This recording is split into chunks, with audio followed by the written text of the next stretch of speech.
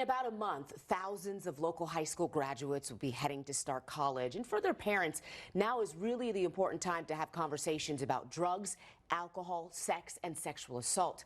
That's according to psychiatrist Dr. Joshua Weiner. He joins us now with a message that parents need to drive home for those teens. You know, we know people and parents have been having these conversations with their kids for probably some years now, but it's good to reinforce this before they head off to school. What should parents talk to specifically with their female children about going off to college and sexual assault? Okay, so here's a scary statistic. About 20% of women, by the time they graduate from college, will be the victims of sexual assault.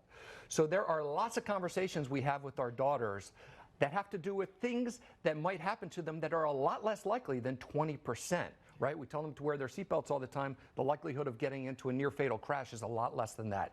So here's the conversation that I have with some of my patients in my practice that I think parents should have.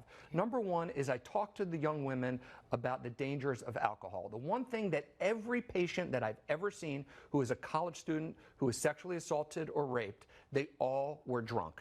Now, it's not to say that it's their fault, right? It's the guy's fault. But they need to be aware that being drunk is a significant risk factor. They're probably going to be drunk, and the guy's probably going to be drunk. So they need to be aware of that. Number two is they need to make sure that they've got girlfriends who, when they go out and party, are keeping an eye on them, who have their best interests at heart. And if they're starting to do something where they're getting themselves into a risky situation, those girls are there to rescue them.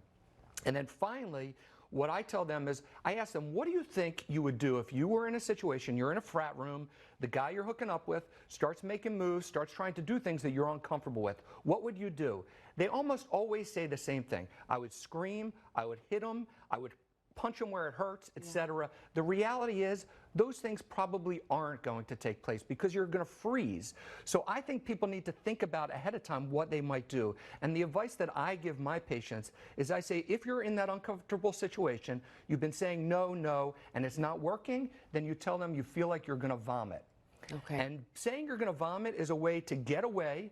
Say, look, excuse me, I need to go to the bathroom. I think I'm going to throw up. You get away without having to get into a major conflict with the guy. You go off, you bring your phone, you bring your clothes, you come out of the bathroom and you say, look, I'm really not feeling well. I'm going home. I think that's a way to get out of this situation. That's great advice. So what's one piece of advice you would give to parents of young men going to college? So with the men, they need to know no means no, right? You need to treat women with respect. And I tell them, look, you don't want to get into a he said, she said situation. So you've got to be very careful. Do not do something sexually with a woman if she's drunk. It's just potentially asking for trouble. Sure.